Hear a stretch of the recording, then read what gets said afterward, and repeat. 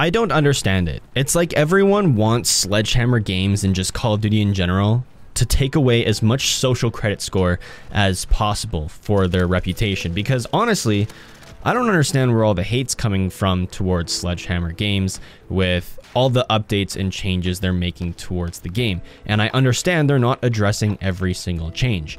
We most likely will see a lack of content game mode wise at launch. I actually saw the lists of game modes that we're launching with on November the 5th.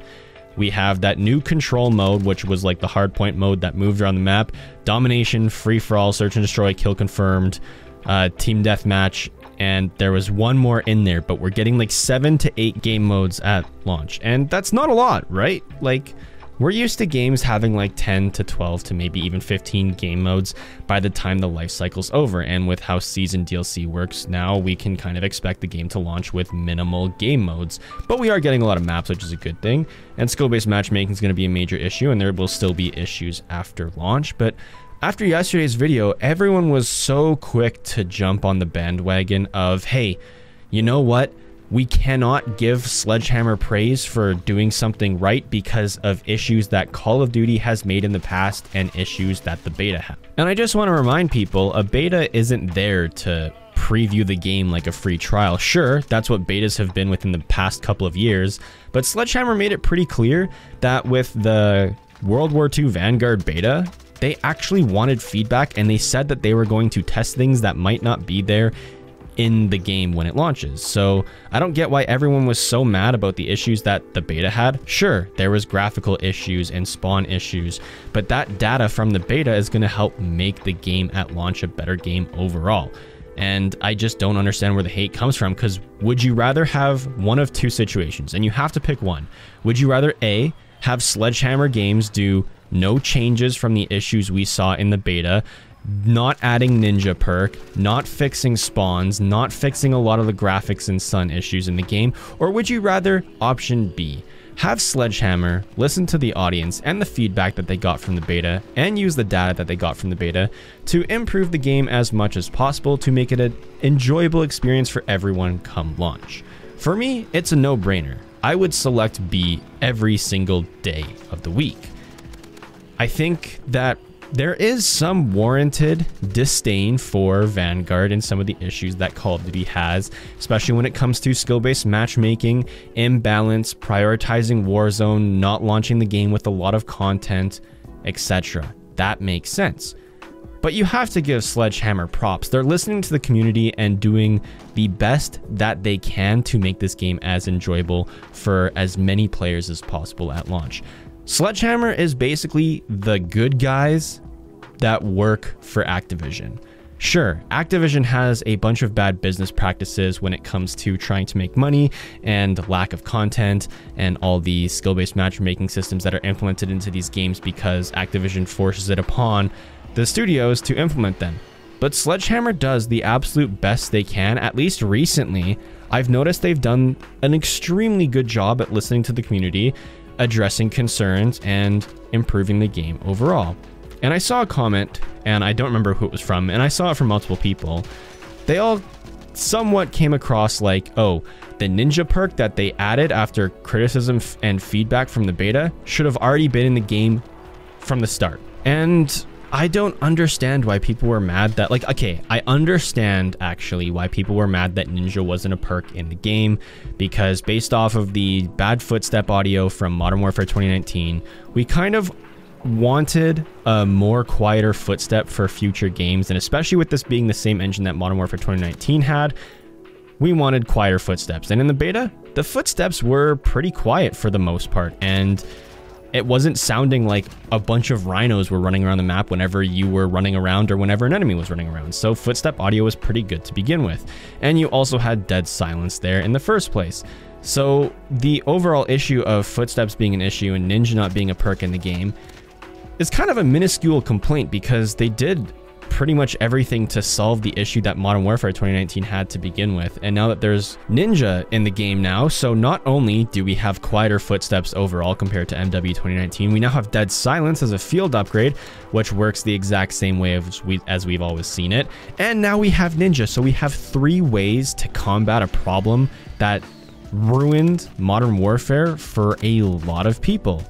And there's people on the other side of the spectrum that hate that Ninja was added to the game because, oh, it wasn't there in the first place, so why add it because of community feedback? That's a dumb decision by them. So regardless of what Sledgehammer is doing, they can't win, regardless of if they change something, if they don't. A lot of people are going to call them out for being the bad guys if they fix the sun and having blinding suns shining in your face for every single map in the game. And they're a bad guy if they fix it. They're a bad guy if they implement a better spawn system than what we saw in the beta. And they're also a bad guy if they leave it the exact same. There is no winning because of how the COD community's been within the past little bit. And I try to be critical of the games, and I like to share my opinions with both devil's advocate, because when I disagree with something in Call of Duty, I can still see the other side of the spectrum, where if I dislike something, I understand and try to understand why people like it. I just don't sit there close-minded like a sheep saying, oh, nope, I'm the only one that's right. So regardless of what Sledgehammer does, they're damned if they do and they're damned if they don't.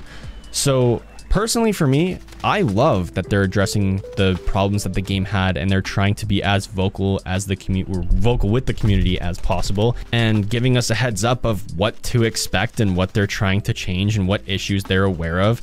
That's a great thing. That's more than we've seen in both Cold War and Modern Warfare combined when it comes to issues.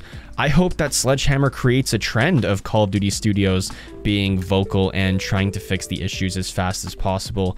Like, yeah, Call of Duty has a bunch of bumps and scrapes and scratches on it, but Sledgehammer's there trying to polish it up and make it a better product for us. And hopefully Sledgehammer inspires Infinity Ward and Treyarch to be more like this in the future, where they take community feedback into account and try to make the best game as possible. And that's one thing that Sledgehammer has been extremely good at within the past couple of COD cycles. They've become one of my favorite developers, even though the games they develop aren't my favorite. Like Advanced Warfare, I really didn't like whatsoever. I'd probably rank it on a tier list in D tier for D's nuts. But looking at Modern Warfare 2, or not Modern Warfare 2, I'm stupid. Looking at World War 2, I would probably throw World War 2 in a B tier Call of Duty. I honestly would consider putting it in an A tier Call of Duty if the game launched in the same state it was after the multiplayer overhaul. Like if the multiplayer was like that from the beginning, that's an easy A tier Call of Duty, because even before the overhaul, I had fun in that game and I got Chrome Tiger and everything unlocked in that game as well. It was a fun game.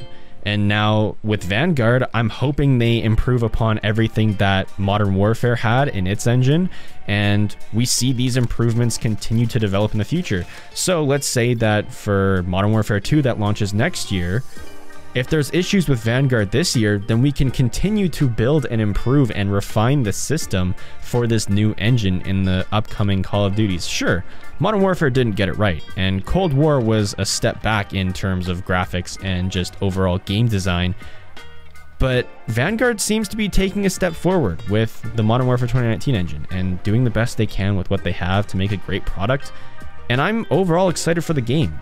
The changes that were made were definitely much needed, and I don't care what the people that get mad about this say, but I'm praising Sledgehammer for doing so. They had an issue, they solved it, they made a mistake, and they came to a conclusion to fix it.